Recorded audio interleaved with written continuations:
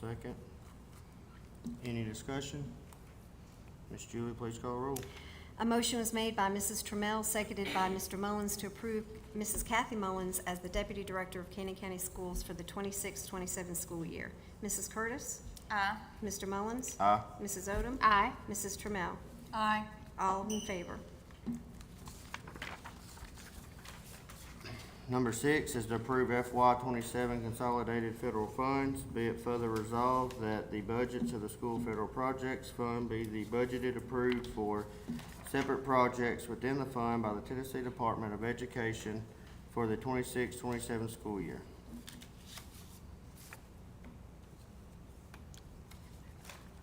Do you know that? I'll make a motion to approve. I'll second that. Who seconded?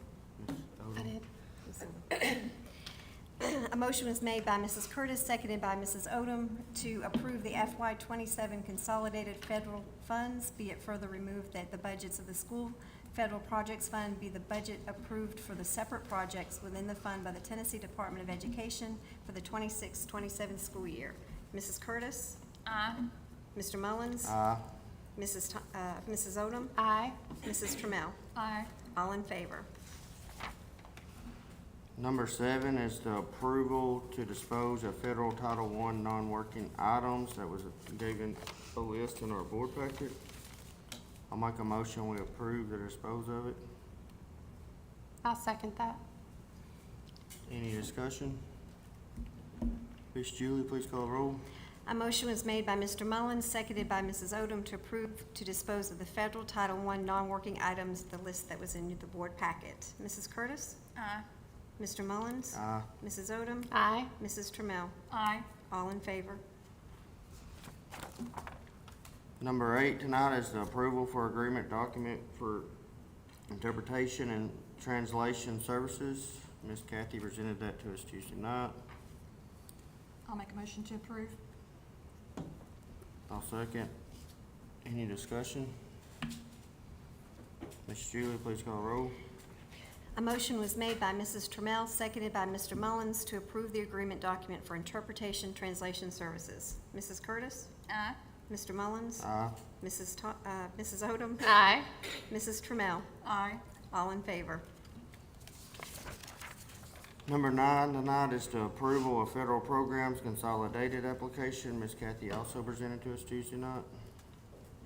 I'll make a motion that we approve. I'll second. Any discussion? Ms. Julie, please call the roll. A motion was made by Mrs. Odom, seconded by Mr. Mullins, to approve the federal programs consolidated application.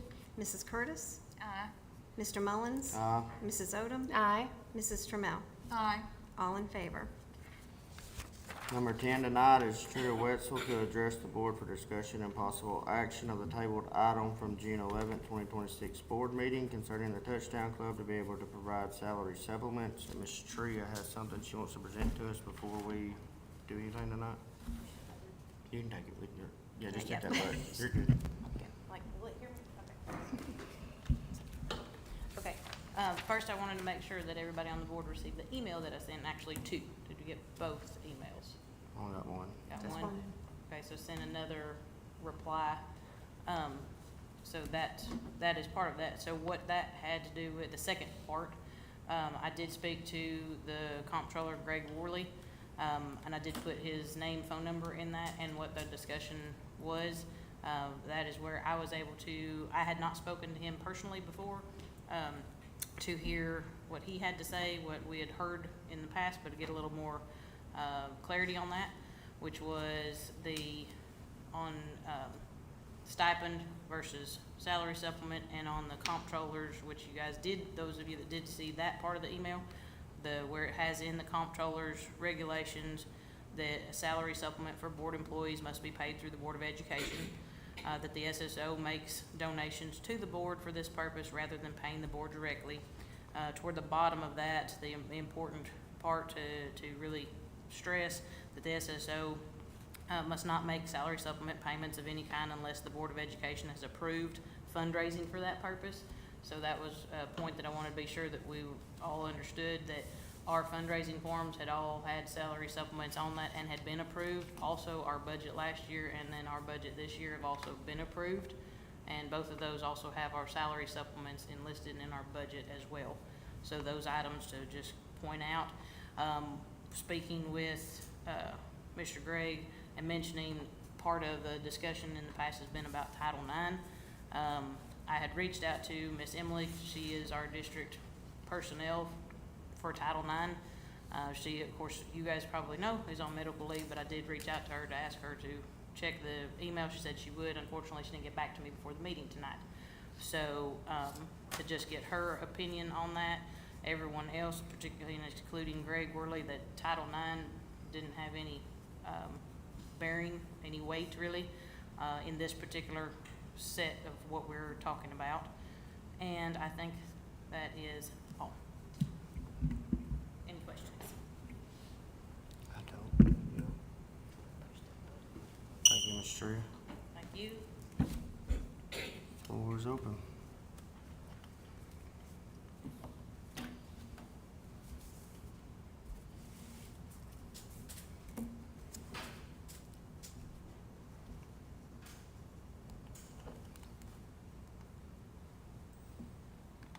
I'm gonna make a motion so we can discuss. Maybe I can get a second. I'm gonna make the same motion I did last month not to approve this. I'll That is my second motion. that. Second, my discussion is I'd like to thank you, Terry and Jason, for everything y'all done. I do personally, I've read everything you've sent me and the other texts, and I've talked to you some today. I talked to Ben again today, and I was misspoken by saying we were obligated to pay the other coaches. We're not obligated to, but the softball or basketball female coach, even though it's female, and he said even boys basketball or baseball could come and file a complaint. And then if they filed a complaint into a form of Title IX, that they are getting paid more than what they get paid, then that could turn to where we could have to pay it. So we're not necessarily obligated at the beginning. It's just on how they file the Title IX. So I'd like to apologize, I was misspoken on that. I called Ben earlier today to ask that. So that is what Ben explained to me today. Yep. So what I was explained to about that, and again, I can't talk to Ben or Mike because I'm not Well, he told me he had talked to you or someone talked to you. They told me that they couldn't talk to me. Yes, they, both of them, Mike and Ben both answered, but I need to turn that back on. No, you're over, I can hear. To that point, that it goes back to the portion of the comptroller's part of that, it is, fundraised money, so that's where the obligation part gets negated, and I understand, depending on how that would come about. And on the auditor side, the which is what I sent you in the email, that's what they see as, like I said, it's flow through, so that the school board is not obligated financially, because you're not anyway. However, there's also the side, if you want to discuss the what ifs on discrimination, you can have the discrimination side about not being able to do what we're trying to pass on the basis of our budget and our fundraising was already passed. So we've done that, and then now we can proceed with our end of that either. And it should be simple to be passed through, because that's all it is a pass-through, from one account to the other. So there's that side of that. Also, discrimination is gonna be on either side. I asked Ben, because you brought that up several times, so when I talked to him last month about that, he said that the form lists several different areas that the fundraising would be going to, and if portion of that was what the money went for, that would be sufficient enough for the comptrollers. Like if you did it for, if you said supplements and then you put field house or maintenance or whatever, as long as that money went for some of that, they would not hold you responsible for not doing the supplements if we didn't approve it. Does that make sense? Yeah, that's what he had told me too. So you wouldn't be considered Can't not trouble. holding your obligations because you did meet some of those. They're still strictly based on not wanting to do this on the what if of somebody coming back on this, that is still not financially gonna hold the school board responsible because it's not from money that the school board had, and it's not money that I think the big thing that I wanted to try to get in touch with Ben or Mike was the difference between stipend and the salary supplement, because that's their only basis on coming back to you as the school board. But the money that we're talking about being salary supplement is fee for service and fundraise based versus a stipend, which you guys already are doing and have increased as well. That's a fixed annual amount and agreed upon.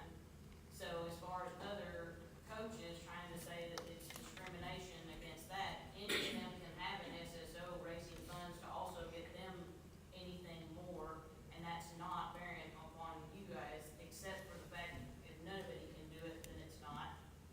But as far as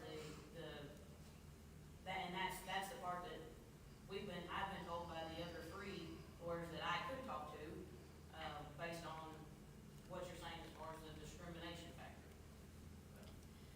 So, I mean, even if we put in our motion that, Touchdown Club, something like Touchdown Club to provide additional salary supplements to football coaches from overflow fundraising money.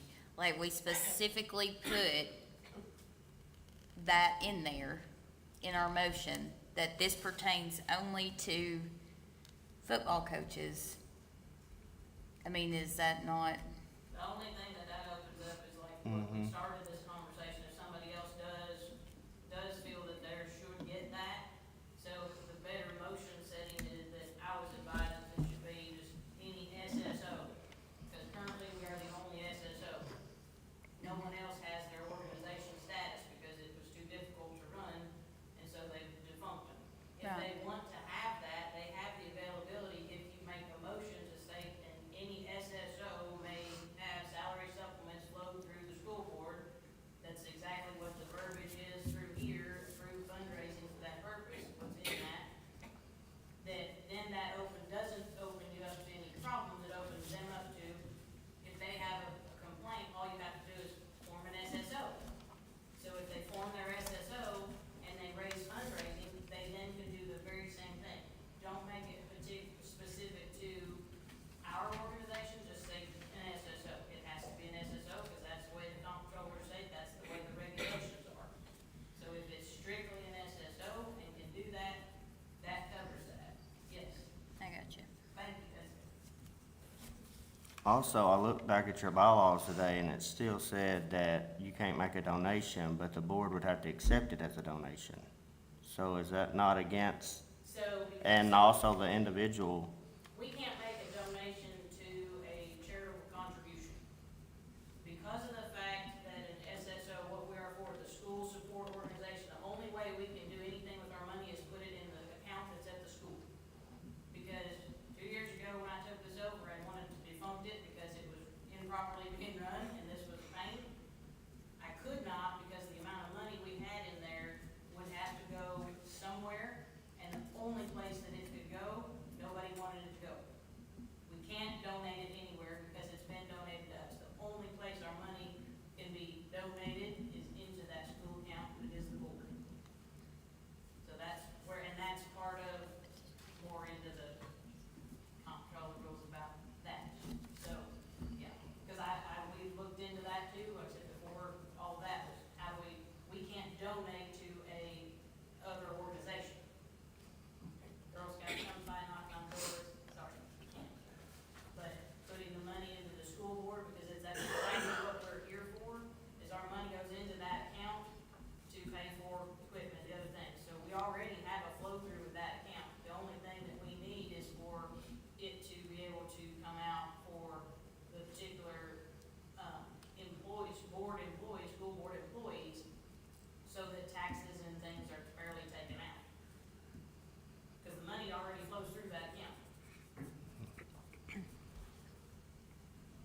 I'm gonna ask a question that has been asked to me by several public members and at least 3 football parents. Why do we wanna pay our coaches and not give this all to our kids when our stuff needs work? And I've had at least 10 phone calls on this, and I know 3 of them have football players on the football team right now. They're talking about the fields and stuff, and they're like, why are we wanting to pay our coaches extra when you're already paying them and not use this money towards our kids? That's, and a good point, and one that I had as well at the very beginning of this 3 years ago. To say, no, that's, we're raising money, and as we discussed, we've had a conversation about that before. That all the money needs to be going to the kids, because the money at the time, that's all that, that's the way it was, and it wasn't being done appropriately.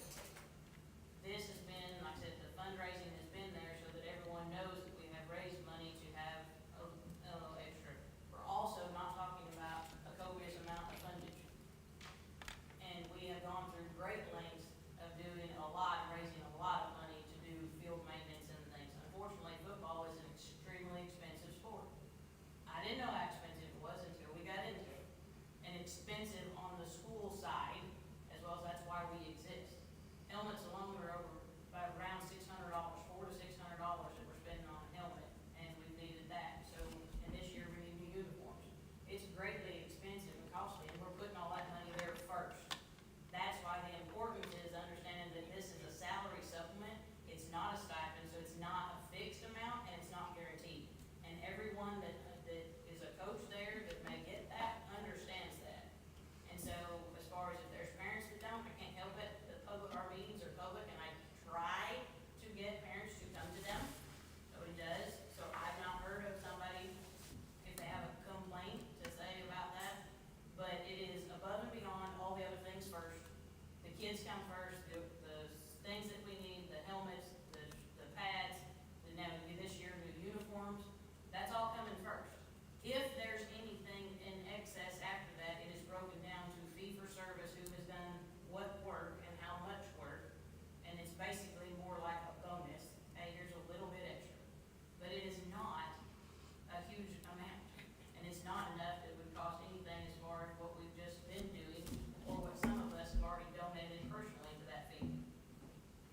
So, then that's a personal one to me, Derek, like I said, because, yeah. Well, and that's what has been brought to me. I've had several people since this has been on the agenda since February, I think, or March, whichever one it was. November I started it. Well, that started the field, I think. Okay. That was the field. So, but that's what it's, that's just what people have reached out and asked me. Yep. Um, And does that clear that up for you, like you don't? I mean, I do understand it, but I mean, I do, but I have my own opinions of that. I'll keep to myself. Nothing against, just, I have my own opinions. I just feel like if I was a coach in this county, like many coaches do, I'd put everything I could back to this. I know several coaches that have actually donated their salaries back Yep. to the program, to help the program. And as many people know, we're not a rich county. We don't have all the stuff everybody else does. I wish we did. We all wish we did. But that's just Derek Mullins' opinion. There was one other thing I was gonna ask you about, and I thought it was in this email you had sent. It was talking about, it was just for non-employed. What was the non-employed? Non-employees, we're capable of writing them a check with them giving us a 1099. Yeah, So they've already been given theirs. Yes. okay. With a little bit That's they what I got, had I meant to ask. that was back at Christmas. It wasn't a whole lot, but that's all we could do with it. Okay, that's what I meant to ask Tuesday night, and I forgot. I had it in my notes.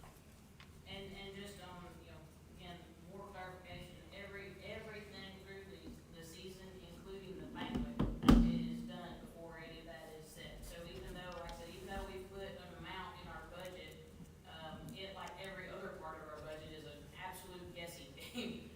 Particularly where most of our money is coming from games, you have no idea how many people are gonna show up. So it's complete guesstimation, and it's solely based on what's left after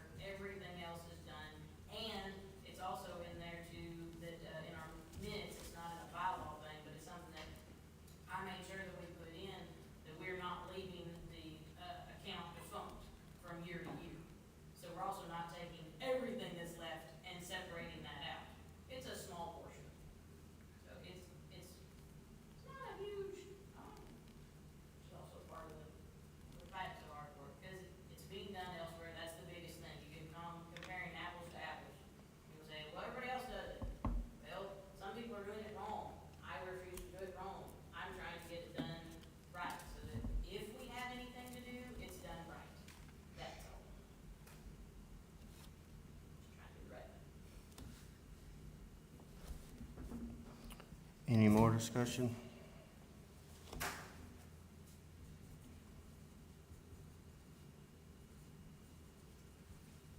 All right, there's a motion and a second. If there's no more discussion, Roll call. roll call. Okay.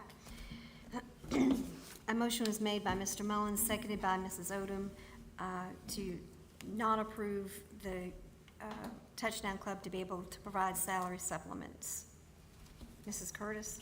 Pass. Mr. Mullins? I'm gonna have to say no with the advisement of our lawyers. So- No, no. Yeah, can you, No, you're agreeing with the motion that you made? so yes, maybe I'm Okay. sorry. With the advisement of our lawyers, Okay. aye to that. Okay, I can't allow it. okay. Mrs. Odom? I agree with the motion. Mrs. Trammell? Aye. 3 in favor, 1 pass, motion passes. All right, moving on. Number 11 is adoption salary schedules for the school year 26-27. That is in your packet. We reviewed it Tuesday night. That is what we had set last year. That is just the increases for year to year and also the supplements for coaches.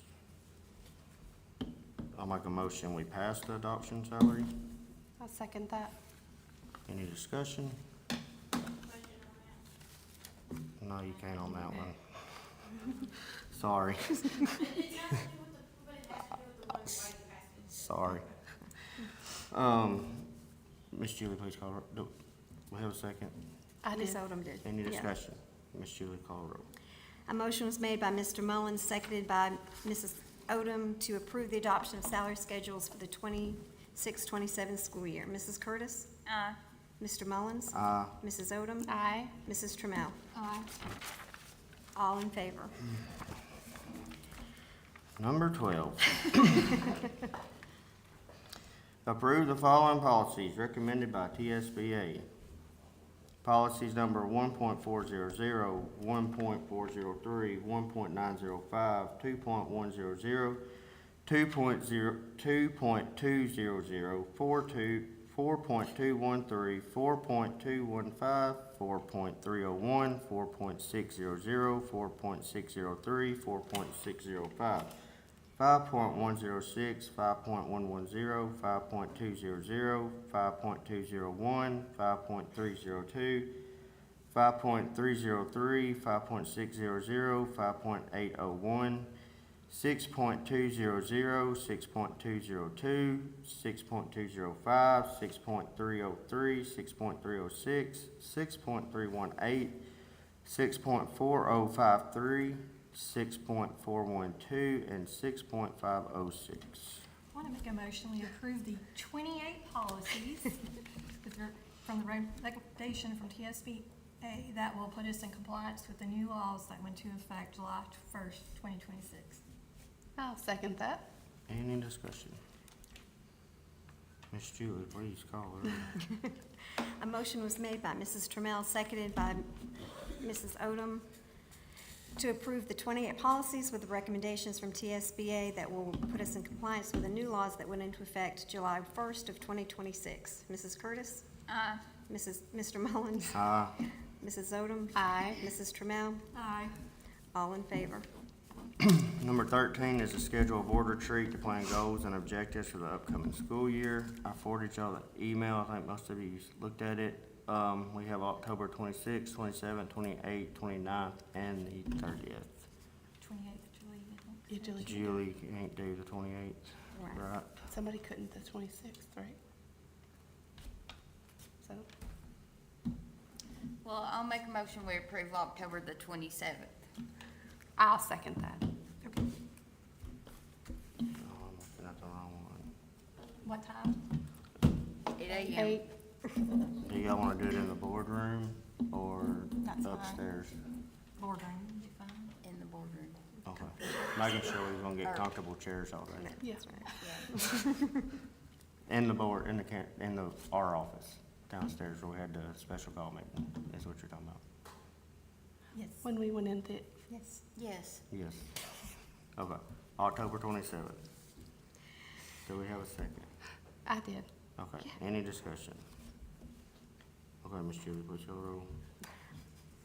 A motion was made by Mrs. Curtis, seconded by Mrs. Odom, to approve October 27th, 2026 for the board retreat to plan goals and objectives for the coming school year. Mrs. Curtis? Aye. Mr. Mullins? Mrs. Odom? Aye. Mrs. Trammell? Aye. All in favor? I'll reach out to Ben in the morning and Thank you. send him the email. Number 14 is discussion concerning an athletic trainer position. I think Ms. Julie has something she wants to talk about before.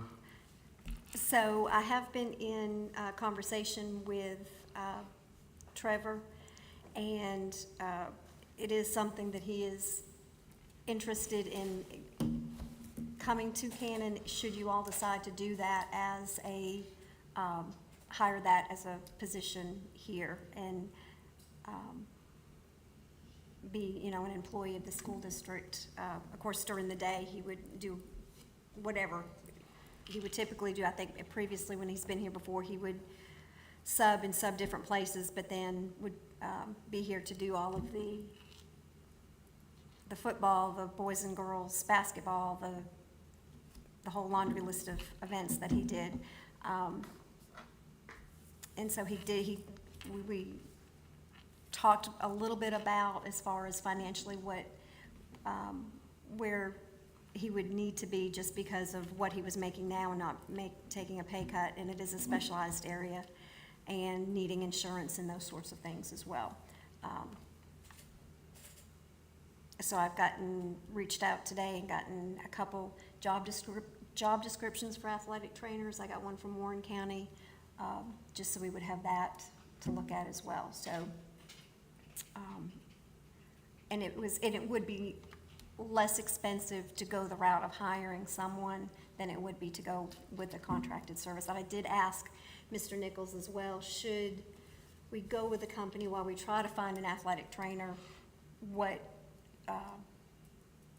if there was any opt-out, as far as, could we give a 30-day notice? But once we sign the contract, it's for the year. There's not an opt-out of that. If I understood correctly, Mr. Nichols, yeah, so.